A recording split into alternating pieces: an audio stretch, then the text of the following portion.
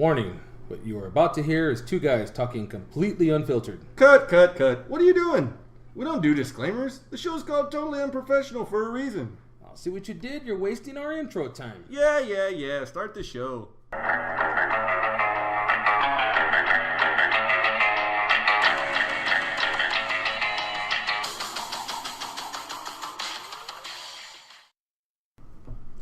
All right, welcome back. Episode 22. 22. 22. Didn't have a pod on Monday. The deuce. My flight ran late. Didn't get back into town till about 9:30.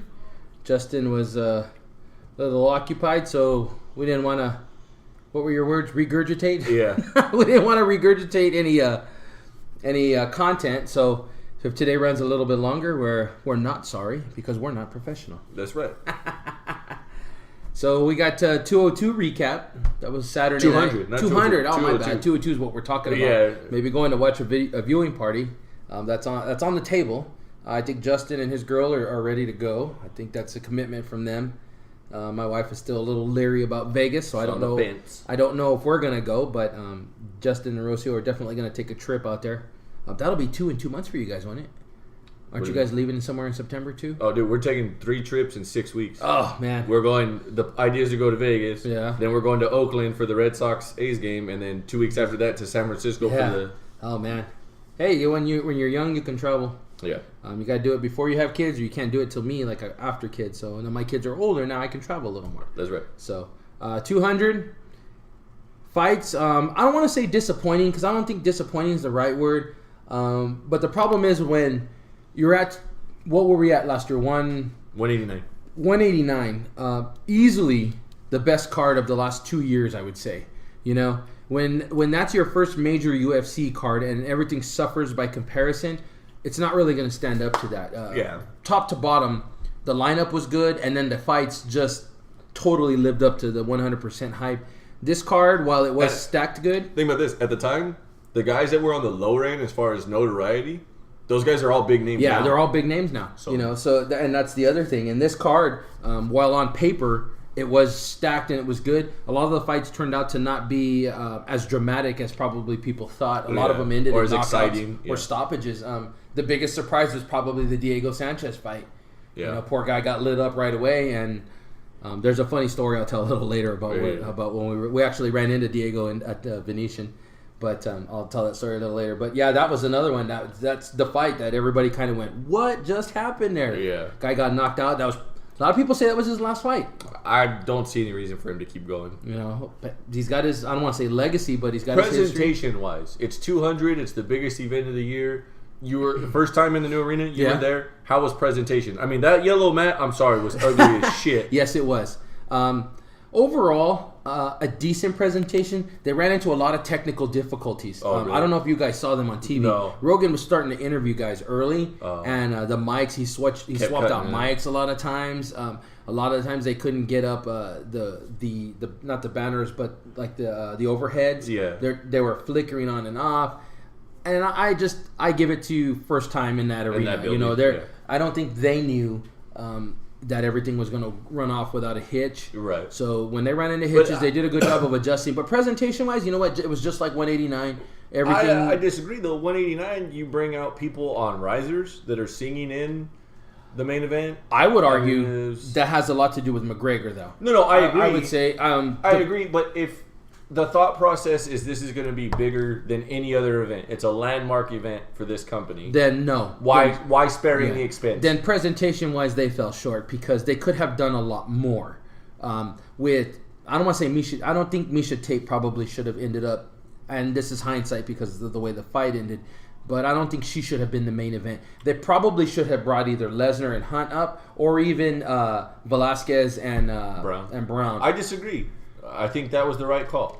I think that was the right one to be the main event. Obviously, Cormier Silva was not. That wasn't ideal. I don't want to say a disappointing fight, a disappointing showing for Cormier. I think he should have dominated that a lot more. I think Lesnar Hunt is not the main event. You're talking about a guy who's on a quote-unquote one-off. Yeah. So you don't want to make that your main event. And then if you look at Brown Velasquez, you didn't know that's the way that fight was going to go. Yeah, that's true. You know what I mean? I think that's one of those things where if you moved him up to the Cormier Silva spot, okay, I could see that.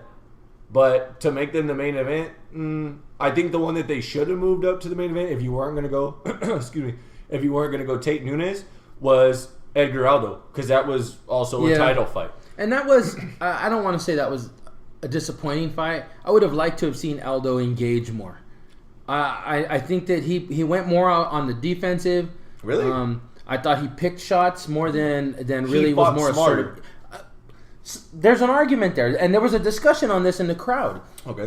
In our section that we were in. Okay, go figure. We're sitting in the middle. Get this, you'll love this. Of a bunch of McGregor fans. Okay. So what happened with these people around us was when the McGregor Diaz was announced, they bought their these tickets. People all booked everything, and they're coming from Ireland. You know. So we're around a good, I don't know, between 20 and 50 Irish people surrounded by them. So their whole discussion is, does Aldo get his rematch? Well, of course he does. He beat the #1 contender. He's the interim champion. He's the interim champion now. If McGregor's going to go back down, that's who McGregor's going to have to fight. I think people wanted a stronger showing from him offensively. Did he fight a smart fight? Absolutely. He knew. I'm sure he watched the old Edgar tape and figured out that I can't fight with this guy like that again, or it's going to be close again.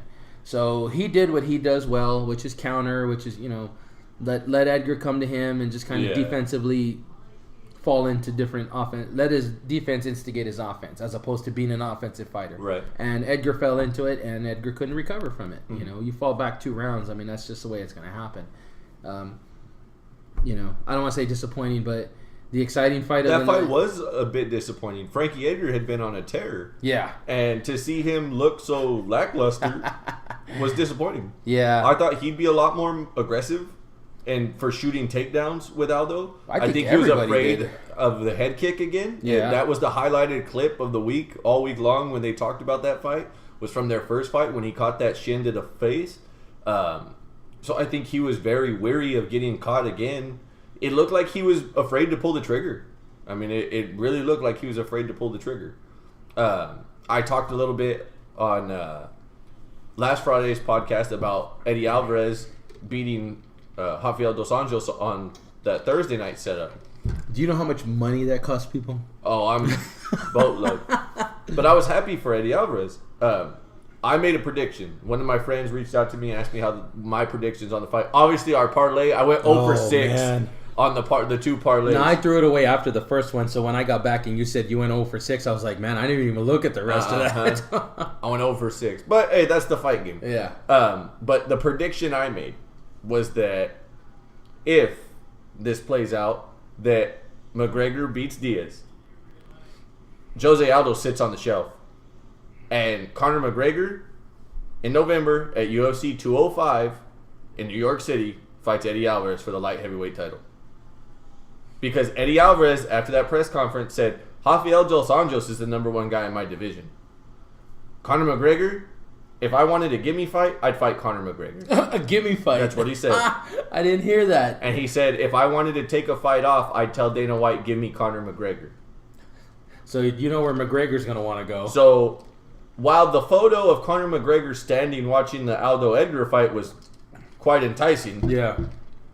If he beats Diaz, and I'm not talking decision, I'm talking stoppage. Stop him, yeah. Because if they do a decision and McGregor wins, they're going to have a third fight. Yeah. They'll have a third fight. They'll have to have a third fight. And Conor's already said that he's open to a third fight if he beats him. So 202 is August. Right. Is that the Super Bowl weekend fight?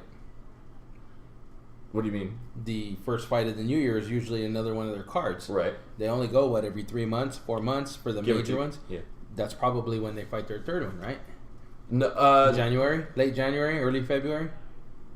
I don't know how you don't put him on the November card. It's their first time back in New York at Madison Square Garden. Yeah, I guess I could see You got to have some names. Now they're talking Rousey's not going to be ready till January. I was going to say, will the UFC buyout deal be complete by then? It's already done now. Oh, is it? It's done. They sold Monday. They sold $4 billion. Done. Wow. The Fertitta brothers are stepping down. It was an investment group. Yeah. It was a number of people that got involved in it. Dana White is still staying on as president. He's actually going to be doing more. Cashed out for $300 million because of his stake in the company. Still keeps a minority stake in the company. Wow. So there's going to be some stuff there. So he'll be on. He's still the president. He's not going anywhere. But some of the things that have been talked about is it being ran more like an official league, like the NFL. Like I was the NBA. reading some of the stuff on that. I'm wondering if it's going to take the luster away from it. I don't know. Part of the appeal of this. That's part of why Dana White's still there. Yeah, I think part of the appeal to this, and this is me being an outsider, is that it's not like traditional sports. The little bit of draw is that it is kind of these guys, and we've talked about it being unfair for the fighters, but these guys have to fight the best fighters. There's no option. If you run it like a league, you almost run it to where the two best may never see each other, because it's on one off night, and all of a sudden you lose one or you lose two, you're suddenly all the way in the back of the pack, and there's not really any way to catch up. Now, not to say it won't work, but I think part of the appeal to this is that, hey, tomorrow in 2 months you're fighting this guy or you're gone, and it's worked to this point. I don't know. I think that there's going to be some goods and bads. I mean, that's just what it is. They've said that Dana White and the Fertitta brothers feel like this company coming in and buying it and Dana staying on is going to take this sport to the next level, was what the quote was. I saw that. That's so, interesting. I mean, we'll see. Reebok opening up their colorways for the fight kits with the blue and the yellow. And then the green. Was it Kane that came out in the green? And Calvin Gastelum. Did you put his entrance on there? I sent you his entrance. Kane's entrance? No. I think I might still have it. I'll have to send that to you. We'll put it up on there. I got him walking in. His was probably the most impressive walk-in of the night, just because I think of everybody there, he had the larger fan base. It was pretty interesting to see. I've never seen Kane live. That was pretty awesome. Pretty cool. Yeah. Yeah, the guy's definitely got a following, and for him to come out and win like that was pretty awesome. Ideally, they're talking he's going to get the winner of Stipe Miocic and Alistair Overeem. Yeah, I did hear that, yeah. So we'll see. Fight of the night? It's in performance of the night or fight of the night? Performance. Performance goes to Kane. It's got to be. I mean, to come out and have that type of showing, it's got to be Kane for performance of the night. And fight? Zingano Pena? I think so. I think. No, I think they. No. If I'm correct, Zingano. If I remember. Oh, you think Zingano Pena really on the undercard? I thought that was the most entertaining fight of the night, honestly. As far as both fighters having to work for a piece, I mean, it would have been nice for it to go 5. I understand it's only 3 because it's not championship. Right. But it would have been nice to see them go 5. I don't know. I think Pena would have stopped her, but I think it was one of, if not the most entertaining fights of the night. I can't. And honestly, I take that back. You know what I'll say? I'll say Kane had knockout of the night for sure. I think TJ Dillashaw gets performance. Dillashaw did have a good performance. He had a great showing. Yeah, he looked like TJ himself. I don't think anybody, and to me, I don't think anybody expected Pena to come out and beat Zingano like that. Zingano was her normal aggressive stop early, but when Pena started catching her, she slowed down. Good looks, and she could fight. Misha Tate. But then again, we were sitting in Mandalay doing our parlay cards, and I did yours right away. I did yours in the morning. Yeah. And so we went back after the guys woke up because this was Saturday morning, and they're looking at me, and my buddy Phil, he says, "You're going to take Misha?" I said, I don't think I am. And he goes, "Why not?" I said, "Here's the deal. I know she's the champ, and I know she choked out Holly. I know. But I'm just telling you, man, I don't think she looked good that fight. I know she won. I don't think she looked good the fight before, and she was able to get a stoppage. I think that she had an opportune knockout and an opportune chokeout. I don't see quality in her fight right now. Sorry, Misha, I love you. You're gorgeous, but she just did not look good in 2 fights." And I said, and this girl's got something for her. Nunes can fight. Nunes can punch, and we've seen Tate get punched. So I just don't see her winning. And I should have taken her on a straight bet because I think it was like a 1.5 to 1 or a 2 to 1. It would have been a great take, but I didn't just because I wasn't interested in spending more money on gambling. But look what happened. I mean, didn't even go around. Yeah. But if you're gonna stand in there and trade with Nunes, that's what's gonna happen. Nunes has got bricks in her hands. And it was an awesome showing from her. Yeah. Congratulations to her. First ever openly gay champion in the UFC. That's what they were saying. Now, did you hear Donald Cerrone got in trouble on Sunday? I did not. Okay, so him and CM Punk had like an open Q&A panel. And somebody asked Cerrone about the Daniel Cormier Anderson Silva fight. He said, and I quote, "John Jones would have fucked him up if they would have fought because Daniel Cormier fought Anderson Silva like a fag." Oh. They have shirts now from the UFC that it says it says something about like we're all UFC fighters or UFC fighters, and it's printed all the way down in rainbow colors. Oh, jeez. He had to apologize wearing one of those shirts. Well, because normally he wears his Monster or his Budweiser shirts. Yeah. That's his deal. The comment he fought like a fag is not a fair comment because depending on your definition of fag, to me that's just a derogatory term for gay people. You know, it's not a politically correct term. It's like it's like saying you're a sissy. He fought like a sissy. I think it would have been better if he said he fought like a sissy because at least a sissy, a male or a female could be a sissy. But if you listen to Donald Cerrone talk, fuck comes out of his mouth all the time. It's not even about his lingo. It's just about that word. To call a UFC fighter that word, you're implying gay and weak. It's not just a gay implication. Well, it's gay and weak. It's not the gay implication. It's the weak implication in his mind. We know what he was saying. Yeah. We know what he's trying to say. I don't want to say let's say we know what he was trying to say. He was trying to say he fought weak, soft, whatever you want to call it. He just used the wrong word for it. Yeah. Because when you say fag, you make the connotation that gay people are weak. Sorry, we've met some that are not at all. I mean, look what. Let's be honest. We've met some gay people that if they wanted to fuck you, they were going to fuck you. There ain't a whole lot you can do about it. But yeah, I mean that's too bad. That poor choice of words. In this day and age, you got to be a little bit more correct about the words that you use. And I would definitely not use that word to. Don't get me wrong, 15 or 20 years ago, you probably do use that word. Yeah. But trying to be more politically correct with it, that's a bad word to use. You know, you don't just throw that word out there to describe the way somebody fights. Because like you said, there are some openly gay UFC fighters who will kick someone's ass. Yeah. There are openly gay people who will kick people's ass. Yeah. The assumption that they're weak is a bad assumption. Yeah. You make that assumption, you're going to be getting ass raped by the wrong person. Right. You know, so... But you think I'm a fag? Now I'm gonna make you suck my dick. Yeah. Now who's the fag? Yeah. So poor choice of words, but hey, you cop to the apology. I don't know. I think that's more of a sensitivity issue. Yeah. I think people knew what he meant. I don't think people went, "Oh my God, he called him gay." I think they looked at that and went, "Oh, you don't say that." Yeah. And rather than taking the context of what he said. Definitely. But that's the world we live in today. Yeah. What are you gonna do? There's John Jones got busted over the weekend. Officially, they announced what he took. NyQuil. No. Oh, no, it wasn't NyQuil. It was estrogen blockers. Chael Sonnen let the news out on Joe Rogan's podcast that he was busted for taking estrogen blockers. For those of you who don't know why that's significant, most people that are on steroids take estrogen blockers after their steroid cycle. Because when you take steroids, it jacks your testosterone up. Letting your body... And the way that it works, it thinks that it needs to compensate that testosterone with estrogen, trying to balance it out. Well, if you don't want to have that estrogen where you get man boobs and the stuff that comes with the body producing that estrogen, you block that out with estrogen blockers, keeping that testosterone boosted and getting the most out of it. So that's why it came up suspicious. Now, you mentioned NyQuil. That's what BJ Penn got popped for. Yeah. USADA, which... It stands for the Anti-Doping Agency bullshit is what it comes out to. They have a list of banned substances. You can get flagged for anything on that list. Not just steroids, not just PEDs, not HGH, all that stuff. That's on them.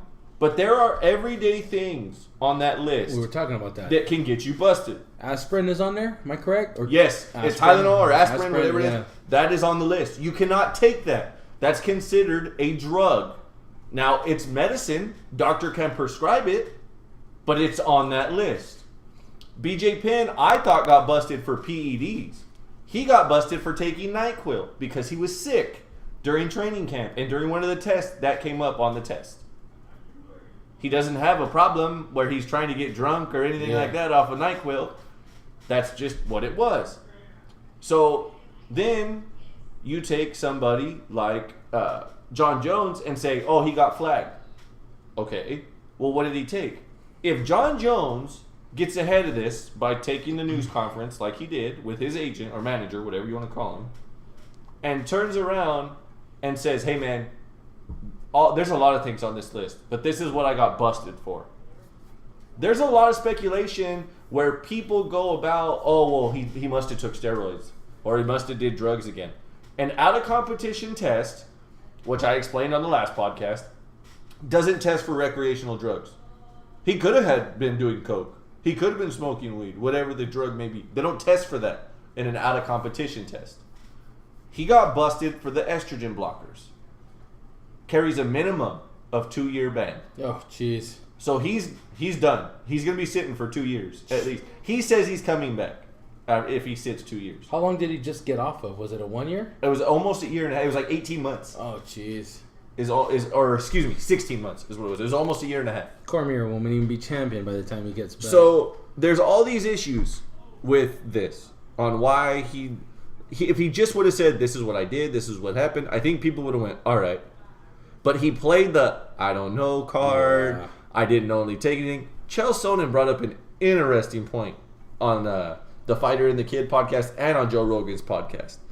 He goes, it's interesting because people boo DC so much. Because he's this like great guy, he's the good guy. You don't hear guys saying bad things about him. You don't hear people saying bad things about him. You only hear people saying great things about him. That he's this great person, he's a nice guy. But he gives a shit so much with the fans that they boo him. Because it's like he's shoving this nice guy persona down their throat. And Chael Sonnen goes, if it were me, and he goes, and you know, they booed me over John Jones. Instead of going, why are you booing me and not him? He goes, I'd have looked at him and went, hey, if you don't like me, shove it up your ass. He goes, people would have cheered the shit out of him if he would have said that. He goes, but that's not what he said. Yeah. He goes, now you look at somebody like John Jones, who repeatedly has fucked up over and over again. And Brendan Schaub said this. Where do you draw the line with John Jones? He gets busted for the coke. Fails a drug test because of coke. Gets busted. The UFC busted for it. The law hits him with the hit and run and the coming back to the scene and fleeing the scene. Breaks a pregnant woman's arm. Still gets to come back. Now he gets busted for these estrogen blockers. Facing a 2-year ban. At what point do you look at John Jones and go, enough's enough? He doesn't get it. He's not going to grow up. No, but he's going to sell tickets. So? Well, there's other people that are going to sell tickets. He's agree. not your biggest draw. He's not, but he's a draw. And a Jones return versus anybody, really, is going to sell enough tickets in a small venue to make a little bit of money. I'm not saying it's right. At the expense of your company's image. Is the image bigger? Is the image that small that a return by Jones would hurt it? No, but it's definitely a black mark. Have they survived these black marks? marks? If you want to be taken seriously and be treated like these leagues and these companies, then they will not be able. Yeah, then they should not let him back because it will affect that. So if you want to sit at the table with the big guys, you don't bring the little kid. Yeah, no, that's true. You're right. If that's what they're looking for, they're gonna have to stay away from him because character-wise, he's just proven to not be able to stay straight. I mean, go figure. Do we see Ray Rice back in the league? Nope. And that was arguably one of the most vicious videos we've ever seen.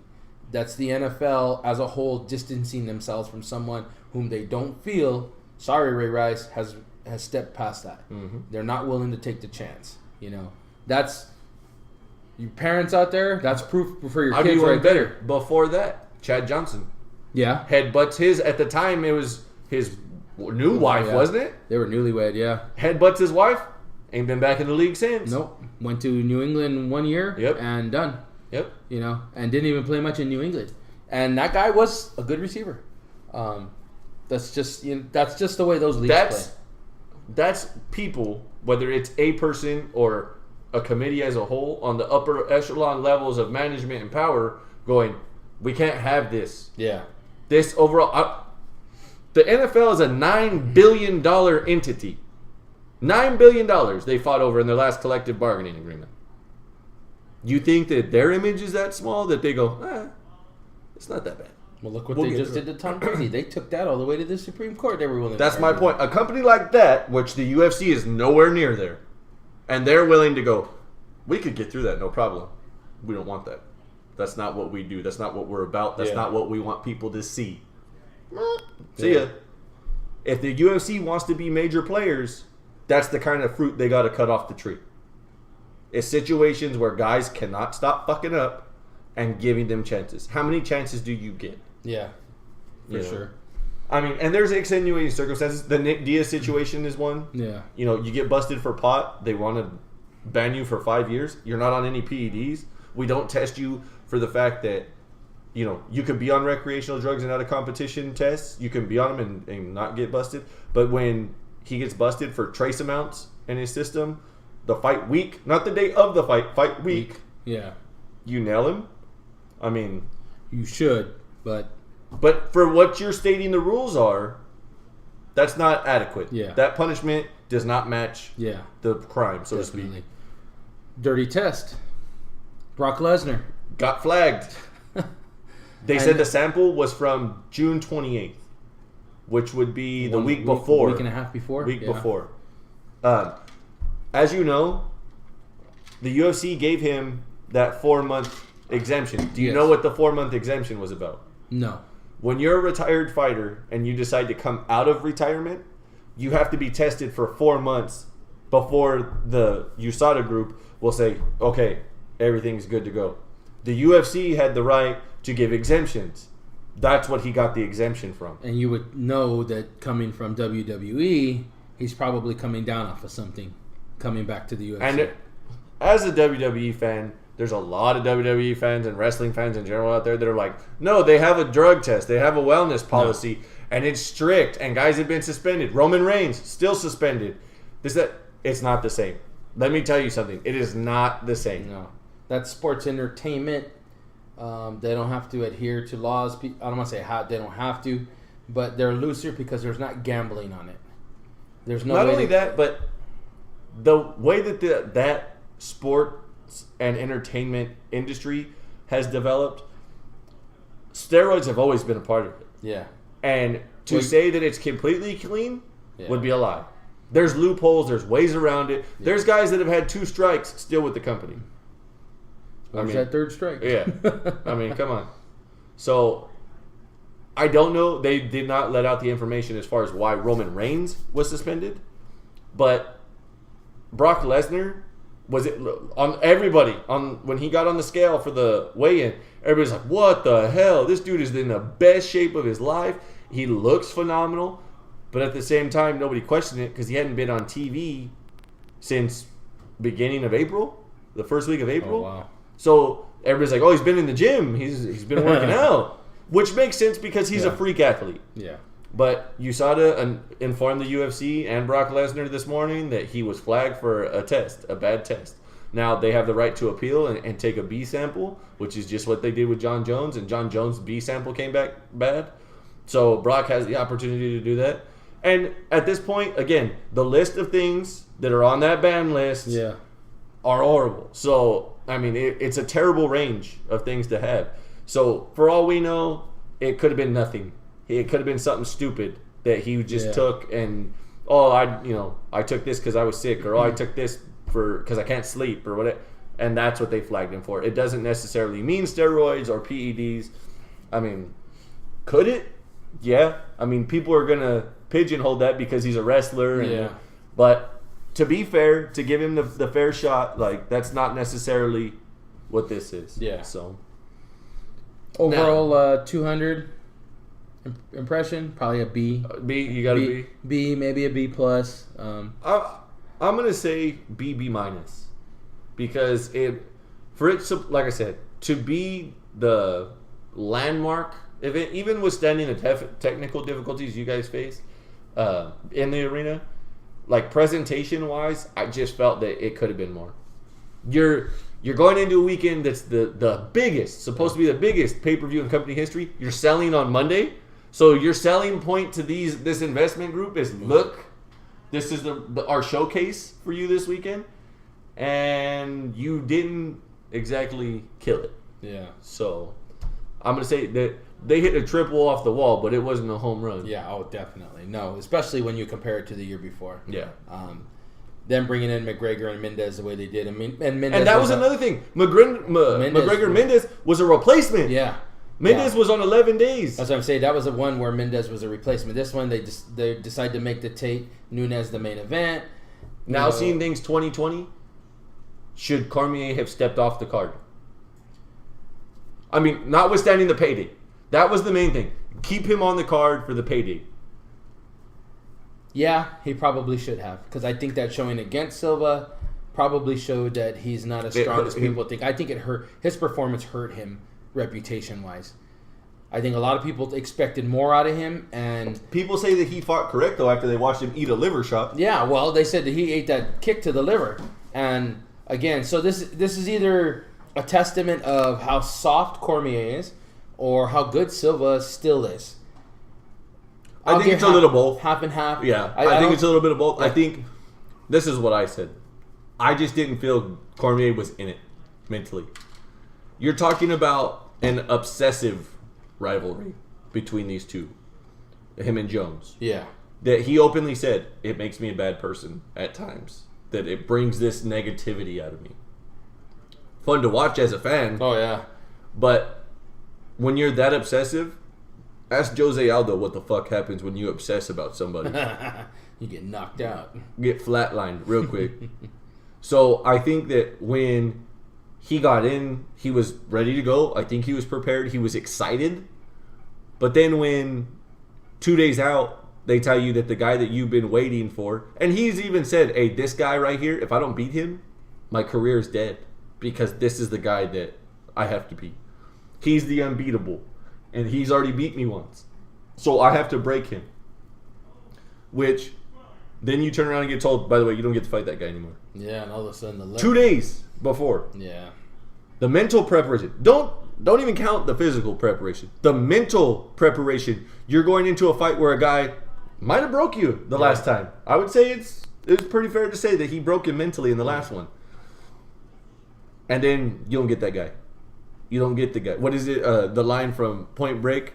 I know you want your guy, but it's like acid in your mouth. Yeah. And he jumps out of the plane. Yeah. Same thing here.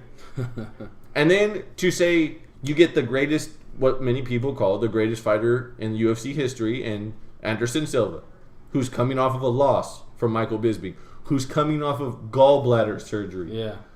Who's coming off of being suspended for being popped for taking liquid ecstasy. I mean, there was a lot of things. And he weighed in at 198. I mean, he was out of shape. Yeah. He was only there for the Hall of Fame. He was introducing somebody else. That's why he was in there for Fight Week, for the Fan Expo and everything. I mean, you got an out-of-shape guy fighting a guy who's prepared for somebody else. And really, still, I don't want to say gave him a run, but he put a hurt on Cormier in a couple of instances. You know, like you said, that liver shot, it made him think twice, like, you know what, I can't stand up with this guy. And people can bitch and moan and boo all they want, but it was the right move. Yes. The way he fought was the right way to fight. Well, he said it at the end. It was ugly, but I did what I had to do to win. And here's an interesting point I heard several different places and read several different places. The shit that they booed Daniel Cormier for is the same shit that they cheered Brock Lesnar for. Yeah. Yeah. You know? Yeah, I mean, he did the same thing. It didn't... Cormier's situation, like he's, as far as his personality and stuff, didn't click with people because they're tired of hearing. I think you'd agree with me that when it comes to sports and it comes to fighting in particular in MMA, people embrace the bad guy. They're the dumb girl who's good looking. The fans are the dumb girl who's good looking that wants the bad guy. Yeah. And it don't matter how many times this guy fucks around on you, hits you, whatever. You'll bring him back. Yeah. You'll give him another chance. The bad guy. You guys don't know him like I know him. Yeah. It's different. Yeah. To me, that's what fight fans are with these guys. Yeah. And Daniel Cormier is the good guy who doesn't fuck up, who you see on UFC tonight, who's got a couple irons in the fire, doing lots of positive stuff. He comes out of a camp that had Luke Rockhold, Cain Velasquez, and him. I mean, it's a well done camp, all that, and then you turn around and you look at John Jones and you go, "Well, he fucked up. He's still here, though. Yeah, he never really lost the title. He did coke and he came back from it. You know, the people are stupid to think that that's the right guy that you model yourself after. Yeah, people don't think about the fact that John Jones has kids and a wife. Yeah, People don't think about that. They're like, what is he doing with his career and to his family? They don't look at it that way. They're worried about the instantaneous sensation and gratification of watching two men fight to knock each other out. You know, so I think that like they don't want to see the good guy image anymore. Yeah. They don't. This isn't the 80s. They don't want to see Hulk Hogan fire up and, you know, take down the evil Andre the Giant. They're over that. Definitely like that. Yeah. You know, they want to see the Stone Cold flipping the bird, that whole thing. Calling for beers from the crowd. That's right. Yeah, no, that's definitely for sure. So, yeah, that's a little bit of UFC recap. So, I told you I was going to tell you about what happened. So, we get done with the fight. It packed people. We sat for a little bit, got out, decided to watch. Well, we had a hard How was getting out of there compared to MGM? Because MGM, you know, like you're packed in those hallways, and there's only like one set of exits. Actually, at MGM. That is the one thing about T-Mobile. There were multiple exits, and people were leaving in different directions, so it wasn't as crowded as the MGM was. That was one of the good things. I got a survey request online from them too. They want me to fill out a survey because I was the name on the tickets. Oh yeah. So I'll do that. There are some things that they could probably do a little better, like the restroom. Guys were actually waiting in line there. Ooh. Guys were waiting in line. That's not real common. Yeah. So we started using the family bathrooms. That's how you get around that one. But overall, the venue's good. It's a good venue. When they work out the kinks, it'll be decent. We got out of there. We got lost trying to find our way around Monte Carlo because that's right behind Monte Carlo, and getting around that, getting onto the Strip, and then finding our way around. We ended up in the Venetian because that's just where we ended up walking around. Well, all these guys, I guess, were staying at the Venetian. One of them, Diego Sanchez, was there. So me and my boy Phil, we decided we're going to go check out tables and look at slot machines and stuff. I was like, okay, cool, this will work. So we find the slot machine. Well, my boy Paul and Louis, you know Louis, they decide they're going to walk around. So they're walking around. Well, I guess Louis ran into Diego Sanchez and walked up, and, you know, he'd been knocked out. So he walks up to him, and he's like, hey, Diego, man, nice to see you. Give me a picture. So I guess they take a picture. Paul takes a picture of them, and Louis is already drunk. Philip's drunk. Everybody's kind of on the weed there. They come over, and Diego's, you know, they're shaking hands, and Louis tells him, man, I thought you won that decision, bro. I had you winning. And Paul, they got the picture. We'll have to put the picture up of him. I'll ask Louis if he can get it to me. But they got the picture. You can see Diego's face is just kind of like, what the hell, you know? Like, really? And then plus, his girl was there, and she's just laughing at him, you know? And it's like, dude, he just got knocked out, and you're telling him you got him winning the decision. Come on, Louis. You're listening, Louis. Come on, bro. You can't believe you did that, man. Mayor Woodlake. Yeah, the Mayor Woodlake did that. So, it was a good experience. So we ran into Herb Dean, too. Okay. And here's a funny one. So after circulating, I was on a slot machine for a while. My boy Phil was, and then Louis found us, and we lost Paul. We lost someone again. What did I tell you as you left, man? This guy ended up back in the hotel room, which is another story I'll tell right now. Okay. So we run into Herb Dean, right? Mm-hmm. For those of you who have never met Herb Dean, he's the black ref with the dreads on there. Looks like a big dude on TV. On TV, yeah. Guy's only about 6, maybe 6'1". He's not much taller than I am. So I stood next to him. I was like, man, this guy's not that big. But the guy is beefy, man. He's a pretty good sized guy, you know. So Louis runs over. He goes, Herb, my man, and he's a real friendly guy, real cool guy.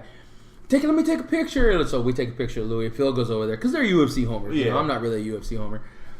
He walks over. Phil says, shakes his hand, takes a picture with Phil. So I give Phil back his phone, and we're just standing there because he's talking with us. You know, he's asking about the fights. He's chit chatting. You know, he was looking for somebody to chit chat with because everybody just kind of celebrity swamps and pictures, and then gets out. And Louis and Phil were talking fights and stuff with him, and I guess I think it was Louis who had seen him on like YouTube or something in some of his old cage fights. So he was talking to him about it, and it was cool.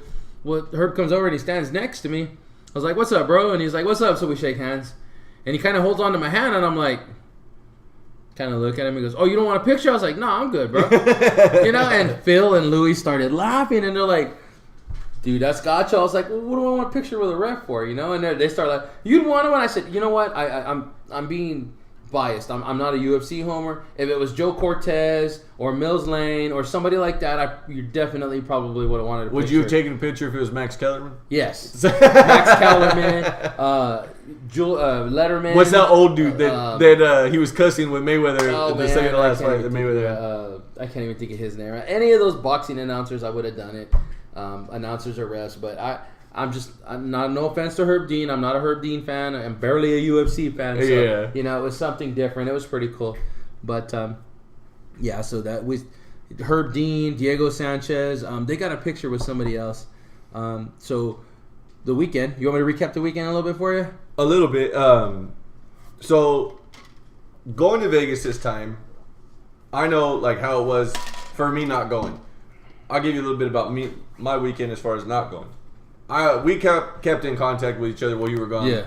I put up some pictures from that you were sending me while you guys were there at the fights and stuff. I put it up on our Instagram page at totally_unprofessional. If you're listening to this on YouTube, we do have the Instagram page. Go ahead and follow us on there. We'll follow you back. If I would have went, I would have been more disappointed in going to those fights. The fights, yes. Because, and that's what I got asked was, were you sad that you didn't go? After watching the fights, no.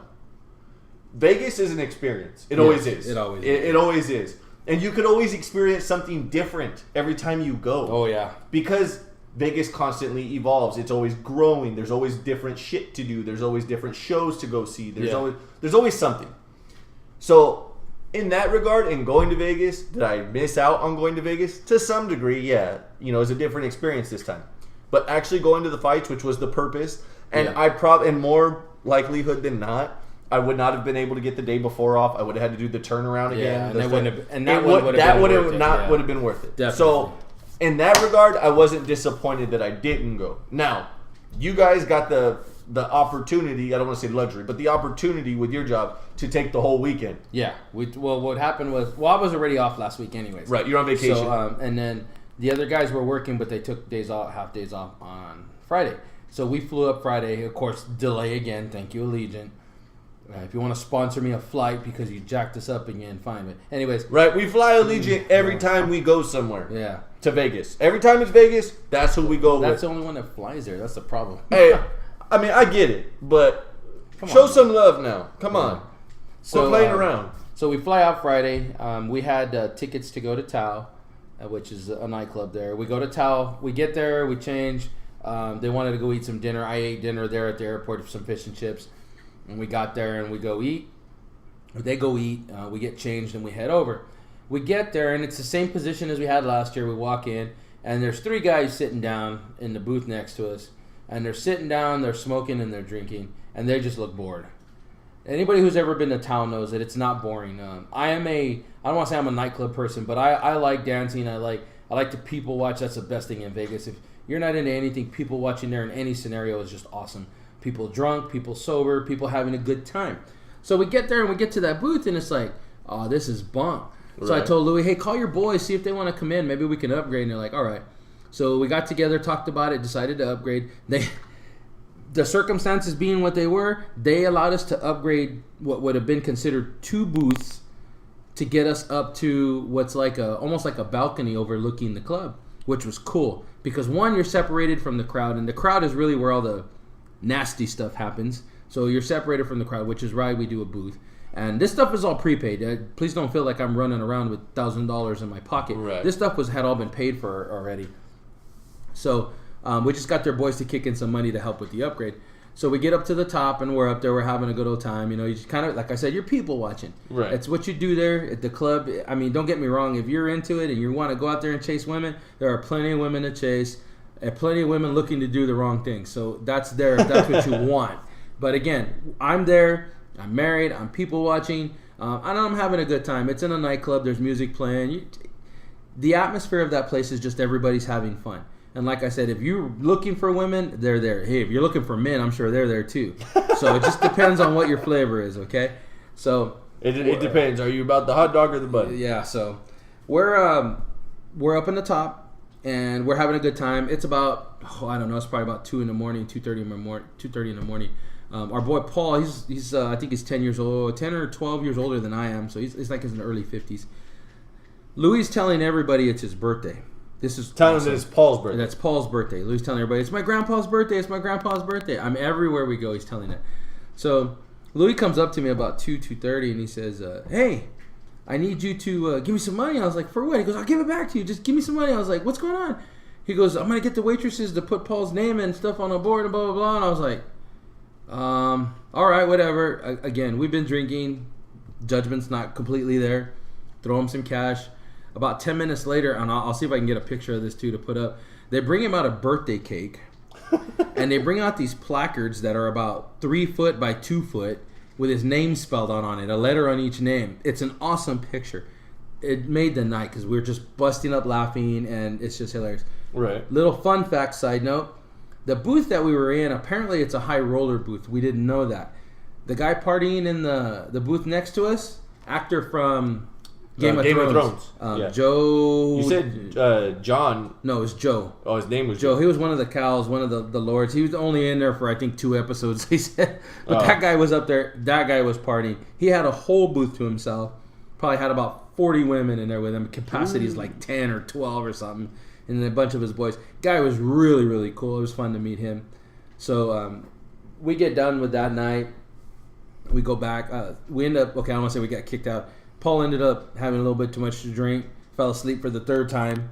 And the bouncer said, hey, you probably should get him back. And I was like, what time is it? He said, it's 3:30. I said, you know what, I'm going to take him back then. So I got him. I said, hey, let's go. He's like, no, you stay. I was like, dude, it's going to close in a half hour. Let's just go, bro. Right. So, I get him back to the room. We go back. Louis and Phil walk in probably another, 20, 30 minutes later. And it's a morning. We call it a morning. Right. They go to bed. I go to bed. I'm up 2 hours later going to get steak and eggs at House of Blues. Hadn't quite come down yet. I'm going to put a picture up of the Bloody Mary that I got. That thing is just righteous. It had a slider on it. It had a piece of chicken in it. It was awesome. It was best Bloody Mary I had. We get up. Those boneheads finally get up. We run over to Burger Bar, one of our favorite spots. Yep. Had this time we had the Kobe beef burger. Oh. It's a $45 burger for those of you who don't know. Thing is delicious though. And again, that's just lunch. We go back to the hotel, take a little nap. We take off to the fights. We're at the fights from 3:30 till about 10. Then we roll. Then we roll around the Venetian. For those of you who don't know, when you go to a fight like that, that's pretty much what it is. That's if you're watching the day, undercard and the fights that aren't on TV, you're literally there that long. Yeah, we watched. We didn't miss any fights. We got there about 15 minutes late, but we didn't miss any fights. We did make it over to Mandalay before that to place all the bet because my boy Phil's a big old bettor. Right. He loves to gamble on those fights. So we went, did the lunch thing, went to Mandalay, and then came back, took a little nap, and then went out to the fights. We're at the fights all night. Rolled around the Venetian, called it a night early because we also got tickets to go to the Tau Beach Club, which is pretty cool. So we get up Sunday morning. Well, I get up early Sunday morning. I have breakfast by myself again. Those guys aren't awake.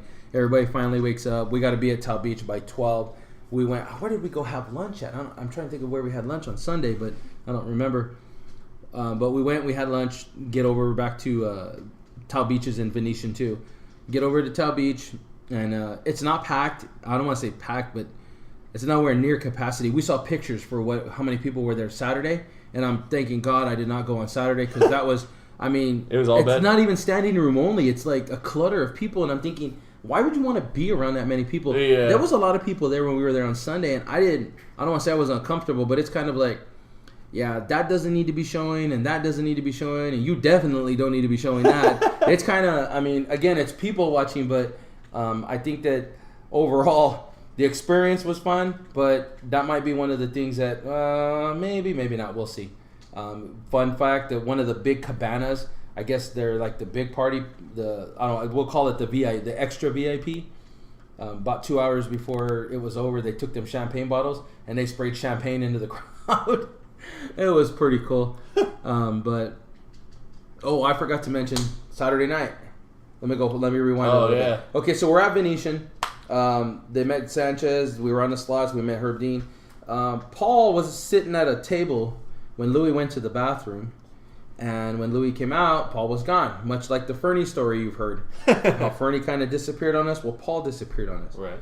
So we would look around in Venetian for him for about 2 hours. And finally, much like the Fernie situation, I said, you know what? He's a grown man. If he decided to walk off drunk or not, that's on him. So we go, we roamed around a little bit, and everybody was kind of tired. We get back. Louis says, I'm going to go sit down in front of LAX, which is in Luxor, which is another nightclub. I'm going to sit down in front of LAX, and I'm going to watch What are you looking for? Anything. I'm just looking. So Phil says, I'm going to go hang out with him. I'm going to make sure he's all right. I was like, all right. Because me and Phil were probably the more coherent of the two. Right. We definitely had some drinks, but not as much as those two. I said, I'm going to go up to the room. I'm tired. And they're like, all right. It's 1. Maybe 12:30. I get up to the room, and I slide my key, and it don't work. And I went, oh, I had it in my pocket with my phone. We were only on the second floor this time, so I don't want to say it wasn't a long walk, but it's still long when it's not in the morning. Slide it again. Well, if you're staying in a hotel Vegas, everything's a long walk. Ways. So I go down. I tell the lady at the receptionist desk, right. Hey, my key don't work. And she's like, oh, I'm so sorry. I said, I think I had it in my pocket with my phone. Can you give me another one? She's like, yeah, just show me your ID. So I get my ID. She gives me another key. I go back up. I slide it. The light turns yellow. Man, I wait about a minute or two. Slide it. Pull it out. Damn. Sent Phil a text. I said, where you at, man? Let me get your key from you. He's like, why? I go, mine's not working. I don't know why. I don't feel like going back to the desk. He's like, well, come down and get it. So I go down and get Phil's key.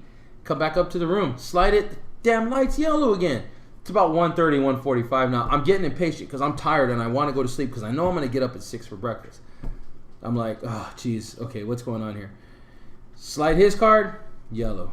Slide my card, yellow. Slide them both at the same time, yellow. I'm like, I'm getting frustrated. Yeah. I go back down to the receptionist's desk. I said, okay, these cards are bunk. Can you please give me a card that works? I'm tired. I want to get in my room. I'm so sorry. Okay, it's okay. Just give me a key that works. Yeah. She slides the key in and out of their little machine again, gives it to me. I go up. Man, it ain't working. So finally, I go back down, and this time I got to wait in line a little bit because there's people checking in. Yeah. So I don't end up going to the same gal. I end up going to this guy. So I walk up. I go, okay, look, man, I'm frustrated, so I'm going to try to stay calm, but I'll apologize right now if I'm out of line. This damn key is not working. I'm tired. It's after 2 o'clock. I've been doing this for almost 2 hours. Can you please get me a key that works? He goes, okay, that wasn't too aggressive, so I'll try to be nice. Is the light red or is the light yellow? I go, the light's yellow, man. Your fucking locks are broken.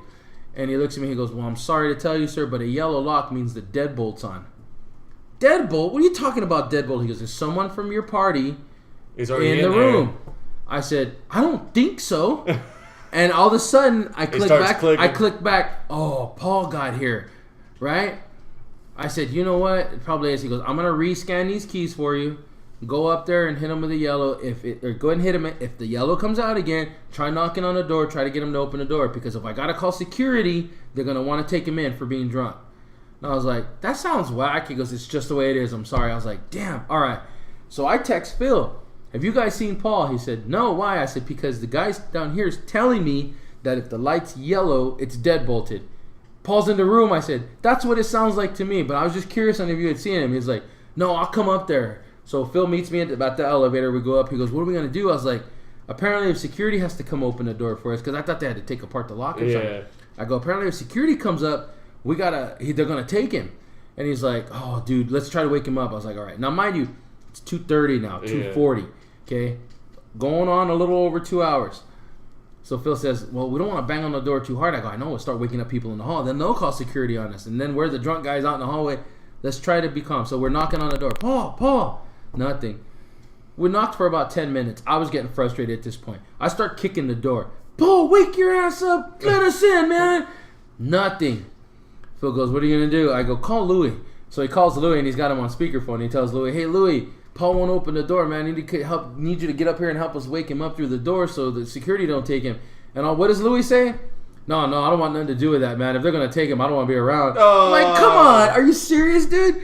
So he hangs up. I go, where was he at? He goes, he's still in front of LAX. I was like, yeah, figures. I said, you know what? We're going to have to go get him, dude. There's no way this guy's going to wake up. He's like, what are you going to say? I said, I don't know. Maybe we'll throw a tip at the security guy. Maybe he'll leave him alone. So we go back downstairs, and sure enough, that guy's still there. And I go, I'm going to need security to open the door. He's like, all right, go wait by the door. I'll send him up. And I'm like, oh, geez, Phil, I'm going to feel terrible if they take this fool to jail. You know? He's like, well, what are we supposed to do? I said, I don't know. I wasn't about to ramrod this door or something, you know.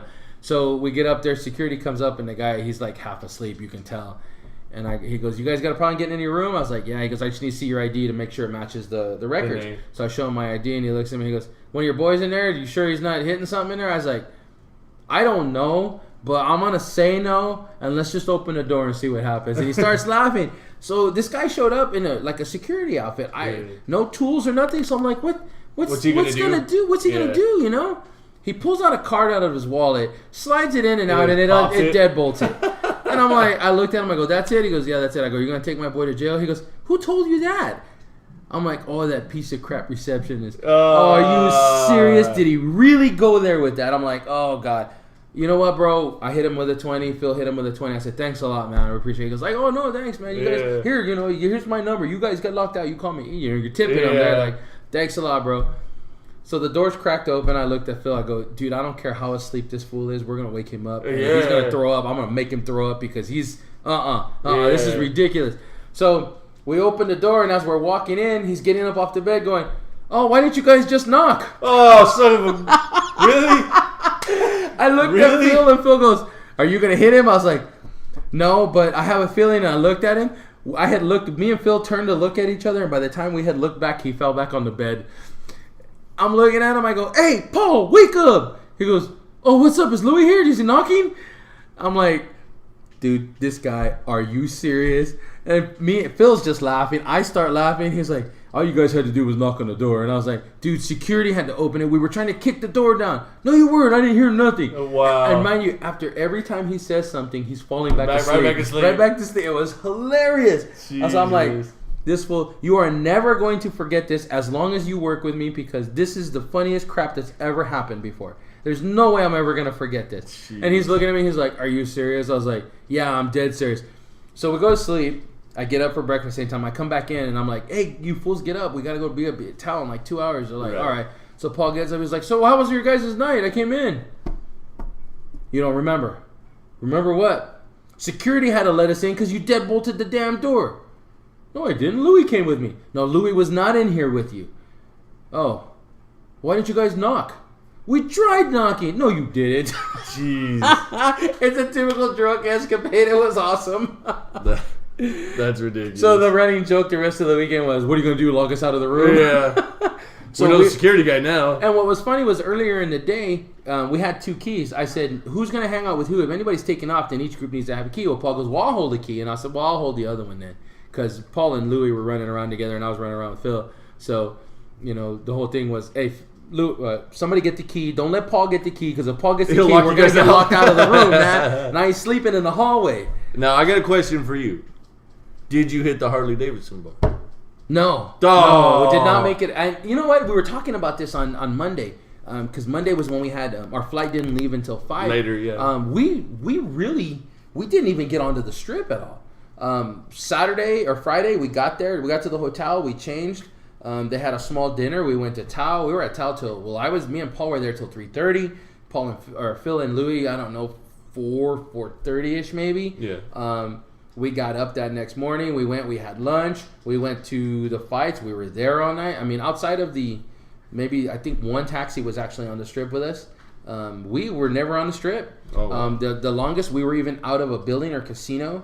Outside of waiting for a cab was when we were walking from Monte Carlo to Venetian, which is not very far. Yeah.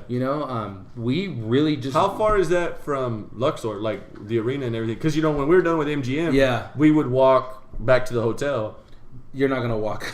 No. It's because the Luxor's I believe it's on the south end of the strip, and the Monte Carlo and all that, it's not on the north end, but it is up there by MGM. So you do got to take a taxi. You could walk, conceivably, but it's a long walk. Yeah. You know that. Well, yeah. Maybe you don't know that, but you've made that walk before. How about that one? Yeah.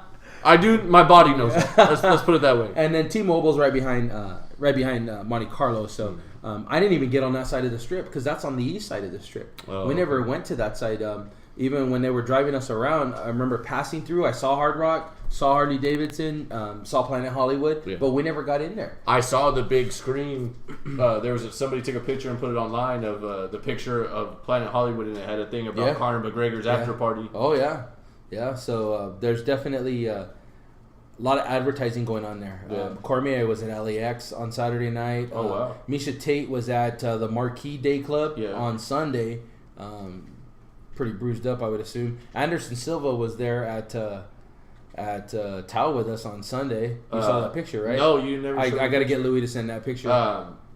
GSP at Hawkson with there were like 3 other fighters. Oh really?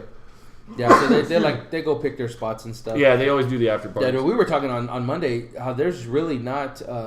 we didn't really do anything. The nightlife was so deep into every morning that by the time you woke up, it was like time to eat and go do something else. Yeah. And I told them, they were like laughing at me because I slept, I think, 2 hours from Saturday morning, and I slept like maybe 2 hours on Sunday because if I haven't eaten after a certain amount of time, my body's like, hey, what's going on? We got to eat. You know, so I was trying to eat. This is what I was trying to do. I was telling them, I don't know how you guys aren't dead of alcohol poisoning because you guys have eaten exactly half of what I have, and I haven't eaten much. Yeah. You know, so I don't know how that's working out. We did go to a restaurant after Tau Beach on Sunday. Mm-hmm. We got done at Tau Beach about 6:30, and my boy Paul, he's like, hey, let's go have dinner at Del Frisco's.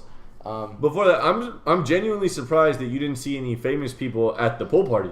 Like that, Tao being a place to be. Yeah, that was. And then it being a beach party, like. So after seeing the pictures, if you've never seen the pictures of the Tao Beach party, it's one swimming pool, a bunch of not cabanas, but like maybe the equivalent of like a garage cutout with TVs and, you know, obviously your drinks, and then tables, or not even tables, just like couches in there.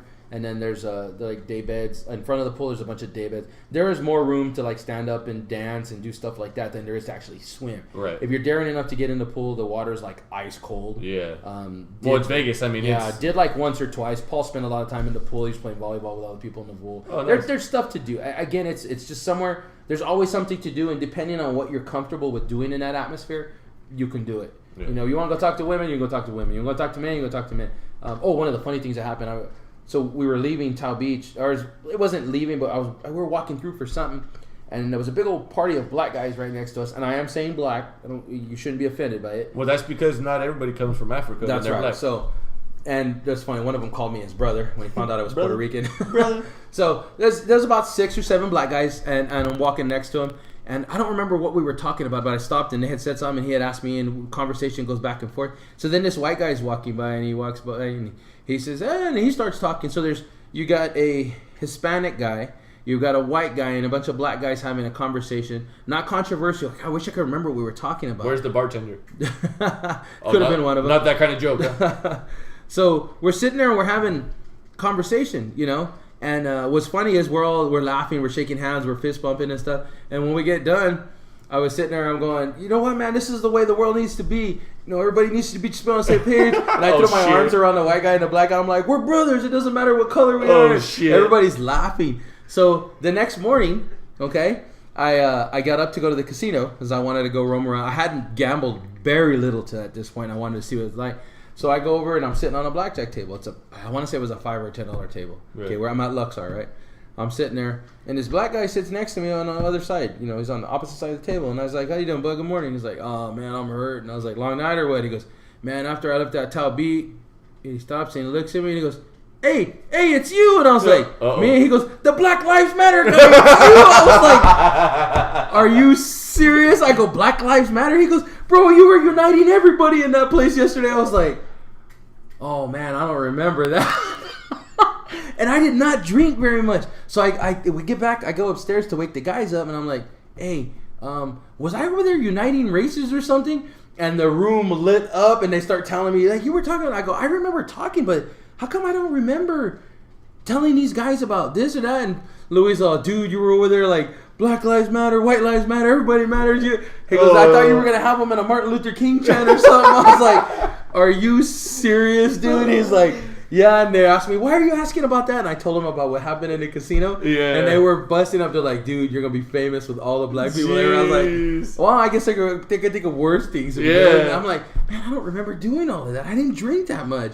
They're like, dude, it was funny at the pool because I guess a small crowd had gathered around and everybody's like hugging each other and stuff. Oh man, it was good times, but it was funny just because he looks at me right mid sentence. He stops. He looks. He's like, "It's the Black Lives Matter guy." And the dealer looks at me and goes, "Black Lives Matter." I'm like, "I don't know. You got me." And I'm like, "I got that face." He's like, "No, dude, you were at Tau Beach yesterday, weren't you?" I was like, "Yes, I was." And he was like, "Don't you remember when me and all my boys we were sitting there talking, and then that white homeboy walked up and we all had our arms around each other?" And I was like, "Were we singing Kumbaya or what?" And he's like, "No, bro, come on, it was legit. It was a good time." I was like, "Hey, yeah."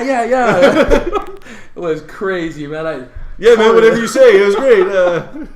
was even funnier when I told Louis, and he's like, "Yeah, you're singing Martin Luther Manuel here. You know, we're trying to unite everybody." Martin Luther Manuel.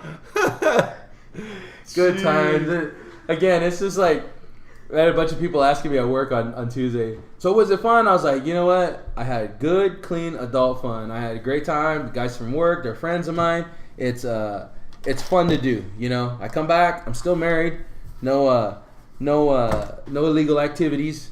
So it's a good weekend. Yeah. You know, it's a good, clean adult weekend. You can go to Vegas and have a good time and not get yourself in trouble. Not only that, but apparently when you're drinking, you could fight with positivity. You can unite races when you're... right. So maybe Tommy Chung is right. That we just need to relax a little bit, get a little something in our system, and bring everybody together. Well, my whole point was that if you're in the same atmosphere, you have to coexist.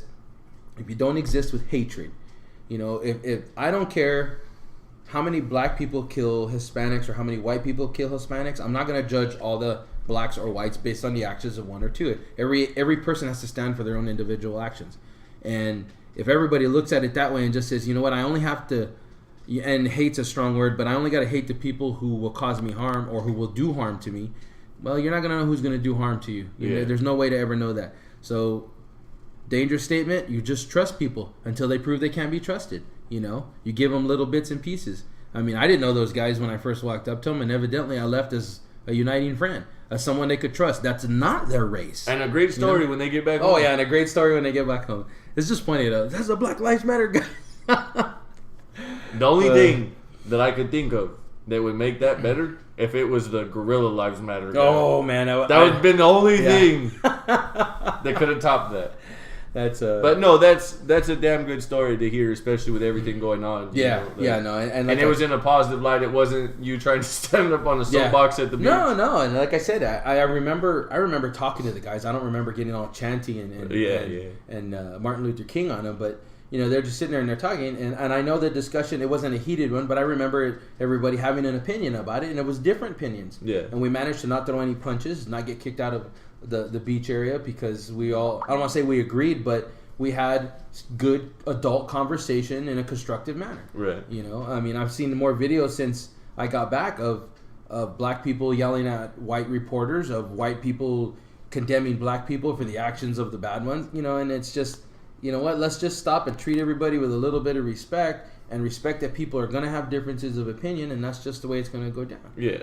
My favorite post, not to go off on a political rant, but I did see it. If you don't like the way cops are treating people, every police department is taking applications. Go be a cop and be a good cop and show that cops can be good. Because I don't think just because you're a cop, you're bad. I think there are bad cops, and I think bad things happen, but that doesn't mean it makes them a bad cop. If you don't like the way cops are treating people, go get yourself a cop job and be a good cop and prove that cops can be good. And if you're going to say, well, I shouldn't have to, well, then stop bitching about it. Yep. Because you're not going to fix this by blocking freeways or blocking streets or getting in people's way that have stuff to do. Okay? If I'm on a freeway, and I'm going to tell you what, if I get blocked, I'm going to get out of the car and I'm going to get everybody else out of their cars and we're going to move you guys out of our way. You know, that's how I'm going to handle that situation. Not because of you're white or black or any of that, but because you're impeding the progress of my life. Whether I'm trying to get to work, whether I'm trying to get somewhere to get something done, you're impeding my schedule. That is not a protest. That is an act of hatred. You know, so that's my political rant for the day. Well, here's a little something that I saw on online. It was somebody took a picture of somebody else's Facebook post, and it was posted online. The Facebook post came from a young lady named Natasha Howell. She's a black girl from, it looks like Maryland. It says, so this morning I went into a convenience store to get a protein bar. As I walked through the door, I noticed there were two white police officers, one of them my age, the other several years older, talking to the clerk, an older white woman behind the counter, about the shootings that had gone on in the past few days. They all looked at me and fell silent. I went on about my business to get what I was looking for. As I turned up the aisle to go pay, the older officer was standing at the top of the aisle watching me. As I got closer, he asked me how I was doing. I replied, okay, and you? He looked at me with a strange look and asked me, how are you really doing? I looked at him and said, I'm tired. He replied, me too. Then he said, I guess it's not easy being either one of us right now, is it? I said, no, it's not. Then he hugged me and I began to cry. I had never seen this man before in my life. I have no idea why he was moved to talk to me. What I do know is that he and I shared a moment this morning, and it was absolutely beautiful. No judgment, no justifications, just two people sharing a moment. # found moment of clarity. When your objective is not hatred or retaliation, you'd be surprised what other people will show you. That's the bottom line. I've seen a lot of the posts like that where, hate to put black people on the spot, but it's black civilians mingling with white officers. You're seeing a lot more peaceful mingling going on with them. You know, I wish those would get publicity too, because those are just as important as the black people getting shot by the white cops. The other picture going around right now is the white guy standing next to a black guy with the marker. His lives matter. His life and the arrows pointing at each other. That's another one. There's a lot of things we can learn. Now, obviously, this is Friday. Yesterday, the incident in France. Yeah. Terrorist bombing. Here's my. It wasn't a bombing. A truck ran into a crowd of people, took out 84 people. I believe the number was like 60 or something like 50 or 60 of them were kids. Oh, jeez. It's being called a terrorist attack in France. But here's my thing. While I understand the severity of the situation and that it's sad and it's tragic to do all this, does anybody else see this as something that's taking the heat off this other situation that's been so prevalent in the last couple weeks? I'm not saying that those lives don't matter, because they absolutely do. I absolutely believe they do. But we have our own issues in our own country. Oh, yeah. And it's situations like this where we get so far involved into a situation like this with the Black Lives Matter, everybody's lives matter, all this type stuff. And then something like this happens. And everybody wants to turn their attention to that. I get it. It hurts your heart to see anybody, especially children, have to go through something like this. Especially if you're a parent, to see something like that. You feel for those families. We have a problem in this country of thinking that it's our business to do things in other countries for other countries. And I'm not saying it in a bad way that we stick our nose, because there are situations where we have stuck our nose where it doesn't belong. For sure. But we have a situation where we try to be overly helpful. We help set up governments in a country. We help open schools in another country. But we can't drop a dime off in this place.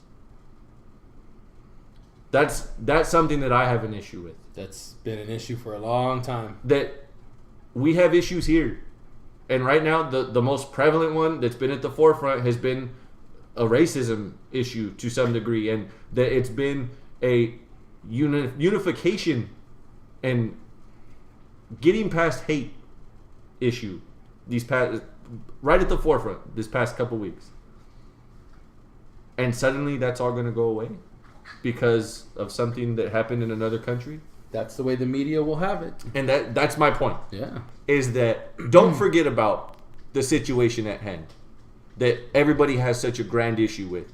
If you're one of those type of people that gets on social media and wants to talk about how Black Lives Matter, and I don't care if you feel like, no, it's a black issue, it's not, or if you feel that it's an everybody lives matter. If you really in your heart of hearts believe what you're posting and what you're putting out there, then that's the issue you should be focused on. Yeah. That's the situation that you should be looking at. Now, to me, I look over at that and I think, man, like, what if that would have happened here? That's a scary thought. Yeah. That somebody run a truck. That's not a big city type deal. That's something that could happen in a small town. Yeah. You know. But at the same time, the thing that gets me is that when we have an issue like this, all lives, Black Lives Matter situation, and we can't get past that, how weak do we look? Yeah, no kidding. When we can't even get over the fact of fighting with each other. We can't look at what's going on in front of us and get past that. People wonder why. I've heard many people say in situations, why me? Or why us? And us as in not necessarily their family, but as an organization or as a state or as a country on a grander scale rather than just themselves. There's a reason why people pick certain times and places to do things. Yeah. I've seen many, and don't get me wrong, maybe it's the platform and the society that we live in with the platforms of social media, because so many celebrities from one issue to another pray for France, pray for, Black Lives Matter, all this stuff, or, support this or support that. And there's a few guys that stick with the same issue that they have. But for the most part, it's more of putting one out there, then a couple days later something else happens in another part of the world, put it out there. But is that what you stand for? Yeah. Like, which one are you with? Do you truly believe one, or are you just sending that, it's a nice thought to remember this? You can sympathize with one without having to abandon your own. Yes. Yeah. And I think people see celebrities and famous people, or people that have that platform to reach out, whether it's an athlete or whatever, and they see them jump around, and they follow them and do the same. If you believe in this situation that we need to get past this hate, we need to get past this misunderstanding of other people's living conditions and situations versus what they think our living conditions and situations are. And when I say our, I just mean as a secondary group, A to B. Yeah. If that's what we need to focus on, stay on that. That's what we got to work on, if you really believe that. What happened over there? Sad, absolutely. But there's not a whole lot, and I'm sorry, it sounds very dickish. There's not a whole lot we can do. Yeah. It's not our country. We don't live there. There's not something we can do. Could you send money over there? Probably. I'm sure there's some form of aid that you can send over there, or some sort of donation you can send that way. Yes. But in our country, in our issues, that needs to be a focal point right now. Especially when in this year, and I've said this a lot on the podcast lately, but I find myself more and more talking about this shit on our show. I'm not a political person. Yeah. I don't really look at a whole lot of political issues, but I blame you for this shit. That I've become more and more involved in trying to get knowledge on these topics. So when we do come and do the show, that like I got some to talk about. It's not just, this is Manuel's segment of the show. In an election year where we're picking the next leader of this country, we need to figure out what we want and how that shit's going to change. Now, I'm not saying we got the best candidates to do that. I'm not saying that by any means.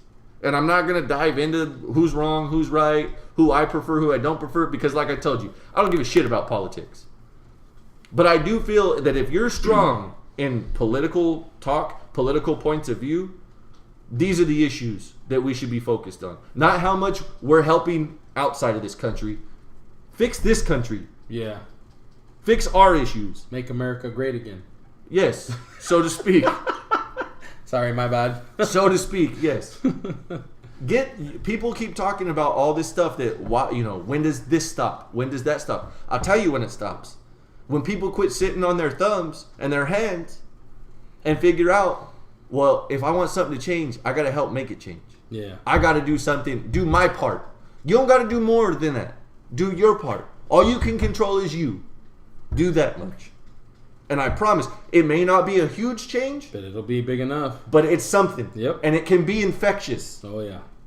So, I mean, not to go off crazy off the rails here to the left about something different, but, I mean, it's prevalent to what we were talking about. Yeah. And you're talking about the change being infectious, and not to bash the Black Lives Matters because you supported it in Vegas this weekend. Apparently. But if you look at the demonstrations that are publicized look at their publicized demonstrations, they're causing chaos. I'm not against your right to protest and do that kind of stuff. It's every American's right. There are rights that were fought for. You want to protest, I'm all for it. But when you impede other people, when you purposely block, the freeway blocking gets on my nerves worse than anything, because one, if you run out there and you're not seen, you could cause an accident that could take someone's life, of someone who had nothing to do with what you're doing, or even worse, could have been a supporter of yours, and you just walked out onto a freeway. You're blocking people. You're blocking husbands, wives, mothers, fathers, okay? Families who need to pick up their kid from daycare, but if they don't make it, it's an extra $40. And maybe $40 isn't anything to you as a protester, but it certainly is to that family who doesn't know where their next meal is going to come from. You know, how are they going to get to work next week without that $40? You're costing people not just money, time. We've always talked about time being the most important thing. Time with your family. Safety. You don't even know if you're going to get home safe because these knuckleheads want to run out on the freeway. infectious behavior. It starts with the big ones. To go with the timing thing, we've known each other a while now, and our age difference, our nationality difference has never been an issue for us. Yeah. For some other people it has been, but for us it's never been. But one of the things that I'll never forget that you spoke about to me, and it's something that when I heard it the first time, I had to replay it a few times in my head to think about what you had said. And I'm sure, once I bring this up, I'm sure you'll remember the time, or like not necessarily the time and place, but I think that you'll remember saying this. And we were on our way home from a golf tournament. I was caddying for you. It was on a Sunday. We were on our way home, and we were getting back into town. And at the time, I was still working part-time at the job I had. I was struggling a little bit money-wise, stuff like that. I was saving up to do things, but on a regular basis, working a part-time job, trying to do the things I was trying to do, it was getting tough. Things were getting stretched thin, and we were talking about that. And we were talking about the understanding of managing your time, and about how that, at the end of the day, no amount of money gets to go with you when your number's up. That you could work every day for your entire life and be a billionaire with a B, but you don't get to take one penny with you. Yep. And the one thing that a lot of people, I think, misunderstand is what you told me, and that's, I respect people and want to have more people around me that understand the value of time than the value of money. Yeah. That when you look at a friendship, that the amount of time you spend with somebody when they don't want anything from you, or when you don't want anything from them, when they can turn around and go, hey, what are we doing? Like, are we chilling? What are we doing? And it's got nothing to do with going out somewhere and dropping a bunch of money on a vacation trip, or, going somewhere and spending money somehow, a shopping spree, whatever. Yeah. It's just the time that you spend with people, that camaraderie and that friendship, or those relationships that go beyond anything else. It's more than an acquaintance. It's anything like that. That, to me, has been something that's really scratched my head a lot in the back of my mind about all this stuff. How involved this country is in working every day, minimum wage going up. How there are no days off for anybody that are, we can't work that day. That day you work 7 days a week in this country because it's another day for progress. How many people that have a real understanding of some of the issues that this country is facing stand back and go, have I put in time to seriously convey this message of positivity, whether it's to your own family, whether it's to your friends, whether it's to other people that are like-minded and want to do something? Yeah. No amount of money is going to make... You can throw money at a campaign. You can get as many famous people to stand in front of a camera and say nice things and do that shit all you want. But there's going to be people that are going to down that. There's going to be people that see through that. Yep. And to me, no matter what you do, if you feel strongly about something, invest your time in it the right way. Yep. Don't throw your money at it. It's infectious. When people see you putting in hard work and how you manage your time, the guy next to you is going to go, well, if I work that hard and I do those things, that's going to make me get on that level. Yep. I want that. I want that next level. Even if it's an intangible, like whether you feel like, hey, if I'm busy, like, and you've seen this transformation with me, not to make it like super personal, but you've seen this transformation with me from where I was, working a part-time job and not, essentially not having a care in the world, to where I am now, where I literally, from the time I get up to the time I go to bed, I'm on something. I'm either thinking about ideas for this podcast. I'm sitting down brainstorming for that. I'm at work. I'm at practice. I'm thinking about basketball stuff. I'm over here with this travel ball program. I'm over here with this high school program. I'm calling you. Hey, we got this going on. We got our adult league going on. I got ideas for this. It's all moving pieces. It's a nonstop thing. I wanted that because when I looked at you and the people you had around you, what were you doing? How did you get there? Well, I just put my head down and went to work. I put myself in a position that the work rewarded me. So when I started reaching out and doing other things, if I put my time into that and invested myself in and literally cared about what I was doing, the return was there. The light bulb went off for me. I started investing my time into things like coaching. Invested my time into really trying to get out of that part-time job and find something better for myself. Put myself in positions to get out of there. It made a difference. It was infectious. Yep. It's the same thing here. You want change? You want a difference?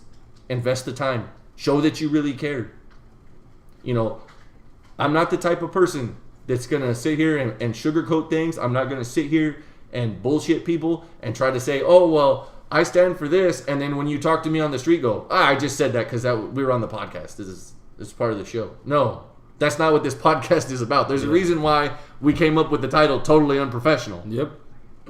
There's no political correctness about this show. There's nothing about that. This was our idea. This was anything that we wanted to say, that we speak on, that we believe in, or that we think needs to be talked about. We do it. We've talked about that. Yep. If the boss says it's okay, which you're okay with it. You're okay with it? I'm good. We're good. Then we're going to talk about it. And I think that if people really genuinely want to change, it's got to start here. And by here I mean in this country, and in your communities around you, with the people that you're involved with. Don't look at somebody that has a like mind and go, hey man, I'm down to do whatever you want. You want to do a protest like walk across the freeway? Let's do it. And then 5 minutes later, somebody else is going, man, that's some bullshit. I don't want to do that. They're overblowing that stuff. That's too much time and energy. Hey, you know what? You're right too. You know, no. You want change? Invest in the change. And understand that it's not going to be immediate. Yep. You know, I mean, like I said, not to go too far off left field after the funny stuff from Vegas, but you know, we ain't been in front of the mic in a week. Yeah. And, you know, it was something that I felt like... A lot has happened. Yeah. A lot of progress has come through. Lots of progress. Negative and positive. For sure. So, we'll cover a little bit of Vegas. Mostly UFC today. We'll talk some more NBA. A lot of NBA stuff. What's up? Baseball. My Red Sox traded and got all-star pitcher from the San Diego Padres. They gave up a prospect who's considered to be the next Pedro Martinez. Oh. Gave him up straight a classic 1-to-1 deal. So the real question is, will the Yankees be his daddy too? I don't know. He'll be in San Diego. Not my problem. Not my problem. You know what that's from, right? Yes. Yes. Of course you do. Come on now. So we'll cover some of the NBA trades and stuff on Monday. There was a couple of trades that happened. Some summer league stuff. Yeah, some summer league stuff. I wanted to try to see a summer league game while I was in Vegas. It just didn't work out. The timing on those games was weird. Yeah, it was a little. If you're out there, I mean. Yeah. So if you're still listening, good, awesome. I hope the content was awesome. A little longer, but again, we didn't pod Monday, and Justin was by himself Friday, so I had a lot to cover. I had a couple of funny Vegas stories. Which you don't ever come back from Vegas and not have a funny story. It's just the way it is. Sometimes you're the pun, sometimes you're the butt, whatever you want to call it. It's just the way it goes. So, hopefully, next Friday and a week from Monday, we will have Gio back to talk about some wrestling. Right. We did talk about getting him in here sooner. I want to have him on Friday and Monday for a two-parter. One Friday because they have the draft. They are officially going brand exclusive again. You guys had said that. Yeah, that happens Tuesday. So we'll have him in here hopefully Friday. Get him in here. We'll talk some brand draft exclusions. And then Monday, that following Monday, Sunday is Battleground, WWE Battleground on pay-per-view. Wow. So we'll have him back in here to talk about the pay-per-view and that kind of business. So we'll have him on a two-parter Friday, Monday next week. Okay. So that's the plan. A lot of WWE content. So hopefully you're bearing down for that. And hopefully by Monday we'll have some clarity on the Brock Lesnar drug test issue. We got some NFL stuff brewing around too, so we'll go over some more NFL on Monday too. So, your boy Von Miller got paid today. Finally signed. They gave him what he wanted. What he wanted was that 6 years. Yes, and I think that was the only thing that was going to get him. That was the hang-up? Yeah, that was the hang-up for him because he wanted that time. He wanted the long contract. He didn't want no 2 or 3 year and see how you're doing. He wanted the 6. He got it. Hey, congrats, bro. Better play now. Usually after people get paid. Yeah, but he's kind of a beast, so we'll see. 114 million is what it was over 6 years. Highest paid linebacker in the league now. Highest paid defensive player ever. And here's a little fun fact, a little extra on the Broncos if you're a Broncos fan. Okay, you're in my division. Kiss my ass, my Raider-loving ass. Von Miller, as of this contract, just this contract, has made more than John Elway did in his entire career. I mean, it's a different playing area, though. I get it. That was never... If John Elway's now, he does get paid that. John Elway had 3 playoff appearances. He was going to get paid the money that these elite quarterbacks get. That's like saying Dan Marino gets that money without ever winning a ring. Dan Marino does get that money if he's a player nowadays. The guy was a statistical star. I mean, that's... Okay, so if they get paid, Joe Montana breaks the bank. Yes, most definitely. The greatest clutch player of all time. I don't give a damn what anybody says. Greatest clutch player of all time. He definitely gets paid. Who's better, him or Rice? As far as... Greatest player of all time. It's Montana. Better than Rice? Yes. Because because Rice did not put up the numbers in Oakland, L.A., wherever he was. He didn't put the same numbers without the same QB. But then again, you're not going to sit here. I mean, you're going to say you're going to take Jerry Rice to... That's a minuscule part. That's like saying Michael Jordan's not the greatest because the 2 years, 3 years, whatever it was, he played with the Wizards. Well, okay, so think of it this way then. If you put Jerry Rice on another team in his prime, let's put him with Rodney Peete. Okay. Is he the same player? It depends. Is Rodney Peete married to Holly Robinson Peete? I mean, that's, to me, when you're having that argument, that's what you have to do. You have to take each player and put them on a different team. Montana's going to be Montana. Montana was not known for the strong arm. He was a West Coast passer. He was the West Coast passer. Yeah. He hit the crossing routes when they needed to. He hit his running backs. He knew where his people were going to be, a la Kansas City when he got traded. So, but they didn't have success that he had in San Francisco. No, because he didn't have all the tools. They did make the playoffs for the first time in a while with him there. So he made an immediate impact on the team. But Jerry Rice was their leading receiver in Oakland when he was there. Did he make a difference on the team? Yes. That team falls far shorter than what they would have. He was on the team that went to the 2002 Super Bowl. Rice. Yeah. No. Yes. No, I think we need to look that up. I'll look that up now. We need to look that up. I don't think he was on that. He was gone in like 98, I think, or 99. He was not on that. I'm going to tell you right now. No way.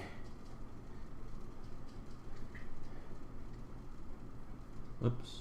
Spilled that.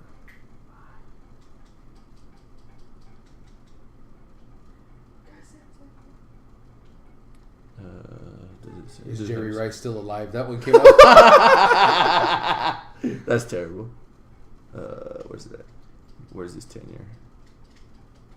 2001 to 2004.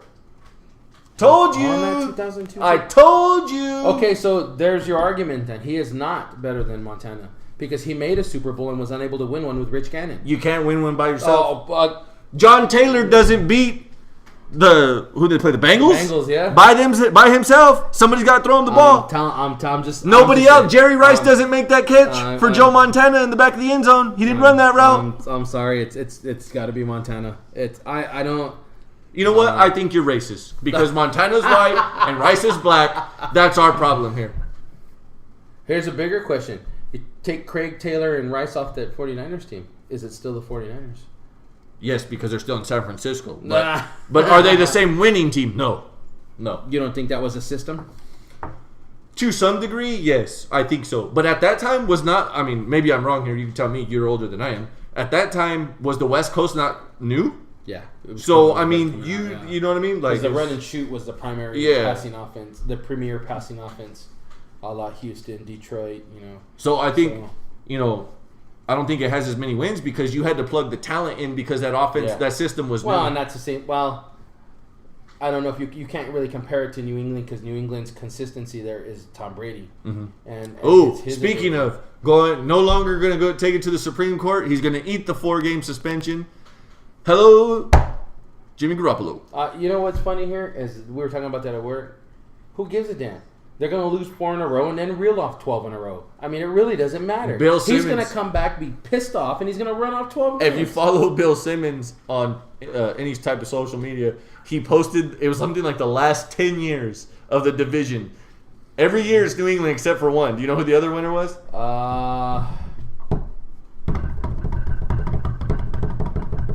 Was it Miami? Yes, it was. Was it Miami? It was Miami. It was the only other one.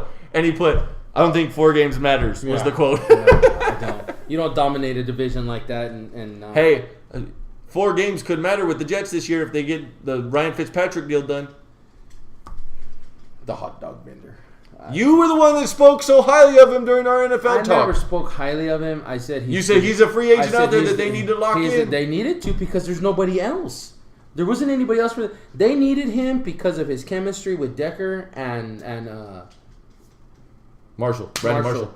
He had immediate chemistry with Marshall and Decker. You don't let that guy leave because they looked good together. One more year together, the defense gets a couple of pieces. That's a playoff team again. Easy.